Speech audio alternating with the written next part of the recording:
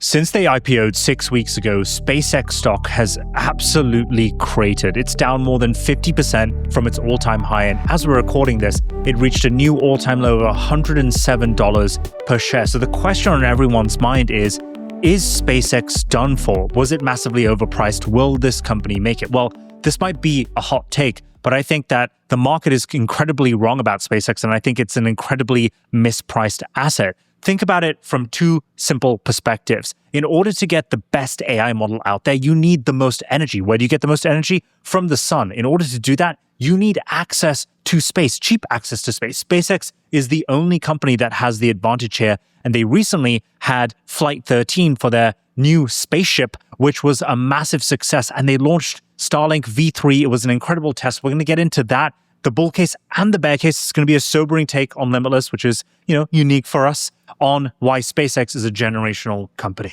The bull case is mostly determinant of just the badass technology that they are producing now. And I think we're going to talk about that a lot. In terms of actual market sentiment, it's tough, right? It's like the stock IPO'd, it was incredible. It went up to $225 per share. That's over $2.25 trillion market cap, which, that's unreasonable. That is so much money. The multiples on the returns in terms of how much revenue they're making are just astronomical. It doesn't make sense. But it's not just the public market that can't figure out how to price this. There's a lot of values from these privately held banks that are trying to put price per share estimates on it, and they still can't figure it out either. I think this is the widest distribution of what banks are kind of valuing the company at. We have Morningstar putting it at $63, and then we have Morgan Stanley on their bull case putting it at $600.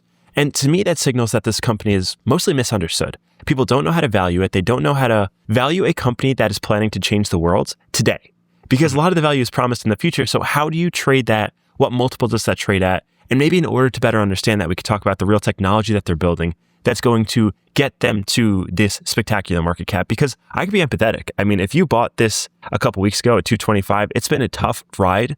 I think we're here to provide a little bit of reassurance that hey, short term, unsure, but long term, there's some really compelling cases to be made for why Starship, for why SpaceX in general, there's going to be a lot of star naming in this episode, is a really spectacular company, and it has monopolies across the board on things that other companies just can't really compete on. I think it's important to lay out the bear case for SpaceX, because we've been incredibly bullish about Elon Musk and all of his companies on this show. And in fact, I think both of us bought the IPO when it did IPO. So we're in it with everyone. If you're an investor that bought that IPO, we're here with you. We feel your pain. So let's walk through the bear case. Well, I'm definitely also unbothered, but we'll get to the bull case a little later. But let's look at the bear case. Let's see what the armchair critics are saying online, the I told you so's, okay? So there's a few things happening right now. Number one, the fact that SpaceX was probably massively overvalued. We know that Elon Musk, in order to execute on his vision of turning civilization into a Kardashev Type 1 civilization, you need a lot of money to do that. Space travel is incredibly expensive, so he tried to raise as much money as he can. That's what he eventually did. The market is now showing us that it wants to kind of reprice it to what it's actually valued at. And so it IPO'd at $135. It's now sitting at an all-time low at $107. I think as we're looking at our screens right now, it's at like $111 at the time of recording. But another big critic is only 4% of the share supply was revealed or made available for everyone. That is out of, I think it's around 16 billion shares. And I think another 1 billion worth of shares gets unlocked in about a week's time, August 6th, I believe, which is 2 days after their first quarterly report. So there's a lot of things going on here. People are speculating,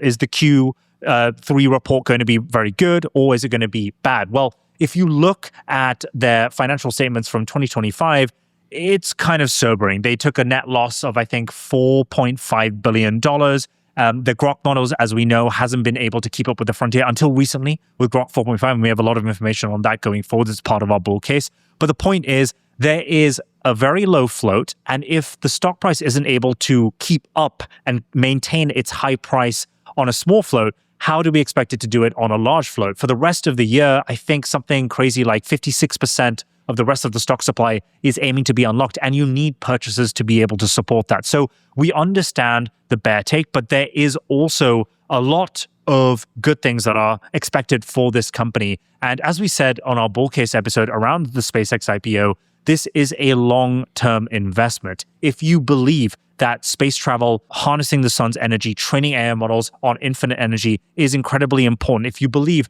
that robotics, if you believe that, Tesla and SpaceX are going to have a merger eventually, or that they're synonymous companies run by the same CEO, then you believe that SpaceX is going to be a fundamental and once in a generation type company 10 years out from now. In summary, SpaceX is trading at about 80 times sales, which is incredibly high. Palantir is the next highest. Everyone freaks out about that, trading at about 60 times. This is a huge multiple on the future. Here's the future that they're building. And this is where I want to talk about the kind of technical features of SpaceX as a company. And there's 4 key pillars that we could talk about here. One being Starship, the second being Starlink, the satellite network above our heads currently flying right now.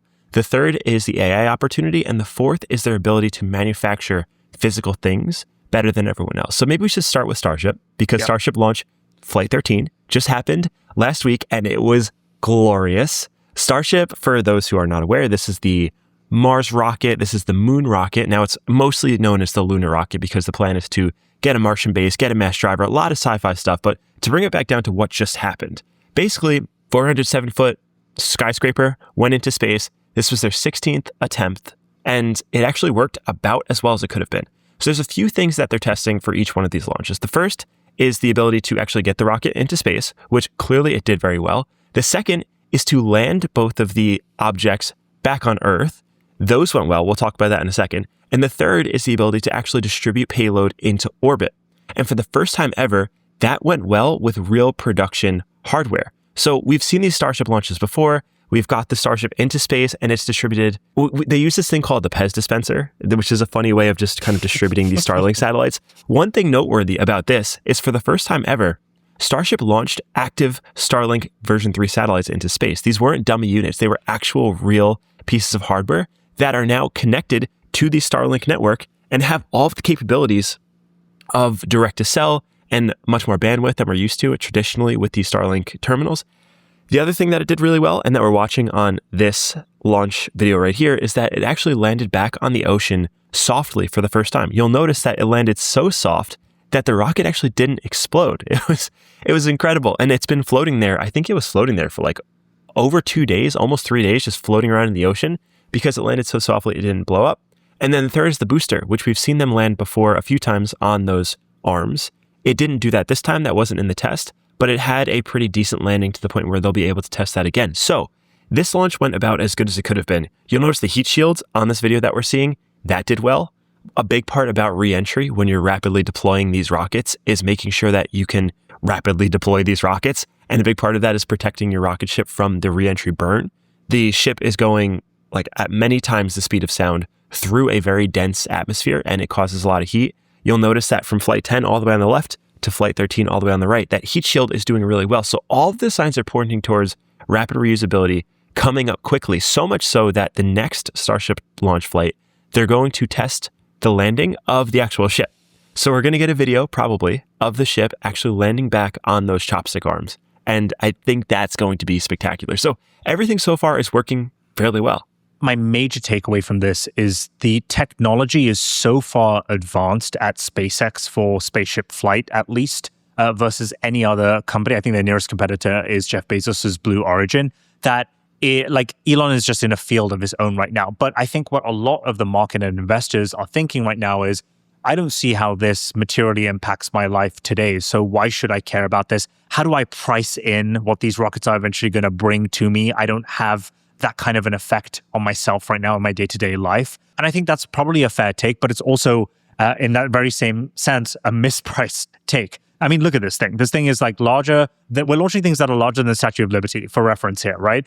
And then we're putting like thrusters on these things, 33 Raptors, and we're just sending these things with massive payloads. I think it's like 5,000 tons into space to release these Starlink satellites. I think it released 20 V3 Starlink satellites, which is more broadband connectivity than Starlink has had in its previous generation. So it's just insane how much power and innovation is in these actual things. That being said, it's an expensive endeavor and there is a high error rate. But if there's one man to pull it off, it's Elon. And he's repeatedly shown this with his other companies at Tesla. And he's done this at SpaceX for over 20 years now. So is the market mispricing this asset? Yes, potentially, but also this is over a long time horizon type of thing. If you're investing in this and you're looking at this for over like, say, like a 6-week period, this is probably not the right kind of asset to invest in. This is a long time thing, and this is something that I personally have a lot of conviction on. But one thing to mention about this company is it's not just about SpaceX anymore. It's not just about space in any kind of material sense. It is about AI and a number of different other things. So as we know, SpaceX and xAI merged about, I think, a couple of months ago, pre-IPO, and they are currently in ownership of all the Grok models. And Grok actually came out with a new model, 4.5, recently. And while Grok 4.5 isn't necessarily a frontier model, it is about 80 to 90% of a frontier model, and it's incredibly cheap and it's very fast to use. And in this current world where a lot of enterprises are spending tens to hundreds of millions of dollars on AI every single year, they're looking at ways to cut down costs. And Grok 4.5 is a really good way to do that. But the second major thing is Elon has built one of the largest compute clusters for GPUs, better than anyone and everyone, and he's aggressively expanding it. He announced, I think, Colossus 4 a few weeks ago. Now, the reason why this is important is the scaling laws haven't changed. More compute equals better AI models. So if you are Mark Zuckerberg or if you're Elon Musk, who have the largest data centers right now, you have a good shot of taking on the likes of Anthropic and OpenAI at some point. And this is shown in the model release cadence. So we have Grok 4.5 right now, but in 2 weeks' time, as of this recording, you're going to have Grok 4.7. And then 2 weeks after that, you're going to have Grok 5. And each of these models are successfully much larger than its predecessor, which means it's more intelligent and more effective, and arguably could catch up to the very capable Fable and Mythos models that come from Anthropic and GPT 5.6 that comes from OpenAI right now. So that's another major business unit. Then the final thing is the fact that when you have all this compute, what's the best thing to do with it if you're not training your own models? It's selling it to other businesses. And SpaceX has indirectly become one of the largest neoclouds out there, to the tune of, I think it's like they're selling $60 billion worth of compute over the next, I think, 9 to 12 months. Anthropic is one of their largest purchasers, paying them $1.25 billion per month. So the point is, whilst it might be losing money right now, while space travel might be a very expensive business, it has all these other business units which are looking to be incredibly profitable in the near future, and I don't think people are pricing that in. Yeah, the iterative nature of SpaceX is, I think, something that only people who observe it on a regular basis witness. And from the people who aren't there on the outside, it just looks like these products don't really change or evolve much. But when you see them on a per product basis, how quickly they iterate and how strongly they grow, it's really amazing. When you think about the Raptor engines, the engines that power Starship, from version 1 to version 3, the efficiency has gone 2 to 3x every single time. The cost has gone absolutely ridiculous in terms of the downwards direction. This happens with the Starlink terminal satellites. Like you mentioned, Ijaz, every one of these version 3s is equivalent to 20 times that of a version 2. Same thing happened with their Starlink terminal. They're now on version 5. The new version is 60% more efficient. And all of these increases compound in a way that adds a tremendous amount of value to each one of these verticals. In the case of the AI argument, the AI pillar of this company, I mean, you mentioned that no one's really able to build as fast as they are and iterate, again, as fast as they do. They built that Colossus data center in 160 something days, which is like many, many hundreds of days faster than any other company can. Yeah, by a long shot. And the next one's going up even faster. And the iterative nature of their ability to build hardware products is, I think, one of the most compelling values. And it gets kind of into that fourth pillar of manufacturing, where a company who's able to move atoms in an organized way, efficiently and effectively, is so much more valuable than a company that isn't, because we've gotten good over the last 20 years at building software really well. And when you think about the most valuable companies in the world, a lot of it revolves around their ability to create software. I mean, look at all the AI labs we talk about on a daily basis. Not a single one of them has released any compelling pieces of hardware. It's all just been bits on a screen, and it's really difficult to manage supply chains and move these things around. And that's why we see companies like Anthropic, companies like Google, going to SpaceX and asking them, like, hey, could you give us some of that compute? We don't quite know how to build it as fast as you do, but we'd love to use it. And SpaceX is the company that can do that. And in fact, if SpaceX was just an AI company, it would be the most remarkable AI company in the world because of its ability to manufacture data centers at scale and to do the things required to do so. Remember the episode we filmed a few weeks ago, or even last week, I think it was, where Elon personally purchased $1 billion worth of power just so he could plug in a Colossus data center and get that online faster. And their ability to do that at scale is something that's really compelling and highly competitive, because they can build anything. And when you think about what comes down the line for these companies, you think about, in the case of Tesla, we have Cybercab and Optimus, and there is certainly a world in which these two companies are going to merge. We see a lot of the crossover happening where now Cybercabs are equipped with Starlink terminals, and Starship is using the cold-rolled stainless steel that is used in Cybertruck. And all of this hard physical labor is really going into creating a really compelling company, a really compelling manufacturing story, I think, more than anything else, and doing so all mostly domestically. There's been this battle to move things back here to the United States, and everything that these companies make is right here on US soil, and they just do an amazing job of doing it. I do think to a certain degree, you have to be sort of crazy or delusional to believe in the vision that SpaceX and any Elon Musk company is pitching out there.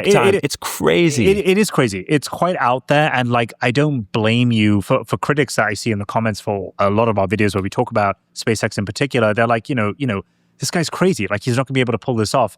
And, as a normal, sensible person would agree with you. But one thing I will say is, if you do believe that this vision is able to be executed upon, whether it's Elon, but mostly his team that does all the, like, a lot of the hard work, then you can feasibly put an investment thesis against not just SpaceX, but any Elon company. Like, I think about it like this. If you purchase SpaceX stock, right, you're basically buying, what is it? A space launch company, a telecom company, you are buying a GPU data center, and you're also buying a frontier AI lab. All of that comes packaged in once. And if all of it has to work, if one thing doesn't work, then kind of like the thesis gets broken. But then there's also this other company called Tesla, which is now like a frontier robotics company. It's not just a car company, right? And so what do these robots eventually need? They need some form of a brain to guide them, to scale them in a mass production type of way. Well, you have Grok models, which are trained on a ton of experimental physical data. And, Elon Musk is working on that separately. So at some point, you see a lot of synonymous kind of cohesion between these two companies. So you have to be delusional. Now, to kind of like ground ourselves a bit, there is a lot of bearish events, if you want to categorize it like that, happening over the next 6 months until the end of this year. The main one, in my opinion, is the supply unlock. If you have 56 to 60% of the entire supply for shares for SpaceX getting unlocked by the end of the year, the big question in everyone's mind is there enough money to even support the current valuation that there is, or should I just wait and see for all of these shares to become unlocked, let the price find an actual price that the market thinks is valuable and that makes sense, and then buy later on when that price is hit. Now, we don't do investment advice here. We just kind of like talk about what our general thesis will be. But let's look at some other companies that were in a similar position almost a decade ago. If you look at Meta, when they IPO'd, I believe in 2012, their stock price went below IPO price for about a year. And since then, it's gone on a meteoric rise. The same thing can be said of Uber over a shorter timeline, privately held. So the point is, companies aren't always fairly priced. I think Elon Musk raised a ton of money to be able to execute on this gargantuan vision that he has, and the market is now pricing it more fairly. Keep an eye on the supply unlocks. The first one is going to be August 7th, 2 days after their first ever quarterly earnings. I'm curious in those quarterly earnings whether they actually turned towards profitability in some forms or ways. I'm going to look at the individual business units, perhaps Grok specifically. And yeah, I guess we'll see where we go from there. But right now, I'm a long-term believer in this company. I believe there's only one person that's able to execute and pull this off. And I believe Elon is that moonshot bet. Ijas, you know what else I'm bullish on? It's this company called Ledger. And thank you to Ledger for sponsoring this part of the episode, where if you are building with AI agents, you're worried about security. And an agent with unchecked access is a pretty brilliant but probabilistic teammate with access to important secrets. So Ledger Agent Stack fixes that with 4 open source tools: DMK skills and CLIs for Ledger Wallet, Ledger Enterprise, and Ledger Enterprise Multisig that lets your agent work with crypto while you stay in full control. Tell your agent, you can rebalance my wallet, ETH to 40%, fastest swaps. It does the math, drafts the swaps, and then stops. The transaction lands on your Ledger signer and nothing moves until you approve it. Agents propose, humans approve, Ledger's signer enforces. And the coolest thing for me is this works with Claude Code, Codex, Cursor, and it's all open source, ready today on developers.ledger.com. You can find a link in the description below. Thank you to Ledger for supporting our show. And I want to finish the bullish case for Starship with the manufacturing story again one more time, just talking about how quick they're actually going to make this reality happen. Because Ijas, you did kind of humble us a little bit This is a sci-fi future that seems impossible. This seems like something you would read in a book more so than witness it with your own eyes. I've seen it happen with Tesla before. I haven't driven a car in a couple of years. Like the Model Y is the best-selling car in the world. They've done Mission Impossible before. This is not anything new to them. And I see a very clear case in which they could do it again. When you look at Starship, for example, do you know how long it takes to build a Starship now? It's 2 weeks. It's 2 weeks long to build a Starship. Wow. And they're simultaneously building 7 of them at once. Is that for Starship the new one? number 41? Wow. Yes, this is Starship version 3, That's dude. so impressive. Ships 41 through 48 are in simultaneous production. So they're building 7 of these at once. They're building one every 14 days currently. And that pipeline is going to be increasing significantly. So for this year in 2026, Gwynne Shotwell, the COO, the godsend of SpaceX, basically the effective CEO of SpaceX, is saying they're planning to launch one Starship every single month. In 2027, they're planning to launch 1 to 400 Starships in the year. So the cadence is going to increase significantly. And the way it works is it's unbelievable. It's like these rolls of steel go in, and then a 400-foot rocket just rolls out after a couple of days. And they're going to be doing this over and over. And as they do, the Starlink capabilities are going to multiply 20-fold per launch. And all of these things kind of compound in a way that, again, is that iterative improvement and a compounding on itself in a way that is so incredibly compelling. And you could see how this is going to happen across the company with data centers. The first one took 160-something days. The second one's going to take 100. The third one's going to take 50.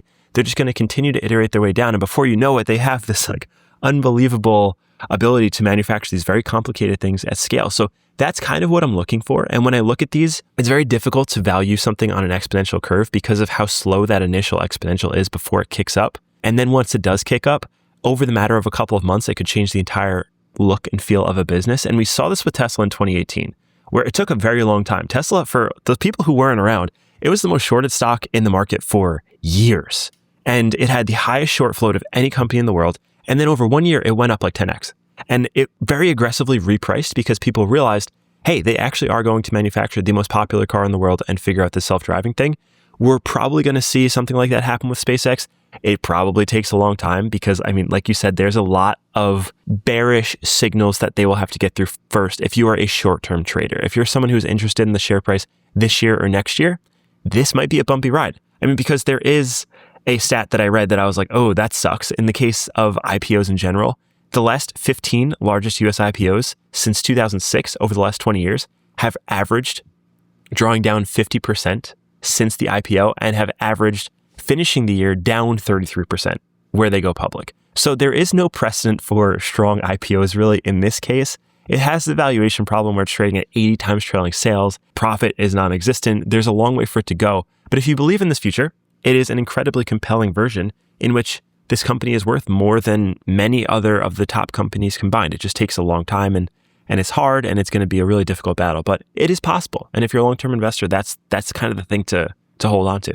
It's a big vision, but Elon has proven time and again that he is an amazing 0 to 1 physical infrastructure scaler. And that's exactly the opportunity that SpaceX presents, albeit at a very ambitious vision. If you think about it, I think in the optimistic timeline, the SpaceX shuttle business itself could pay for the entire company, right? If you think about its vision of putting AI satellites out there to train models on infinite amounts of energy from the sun, Anthropic will want that.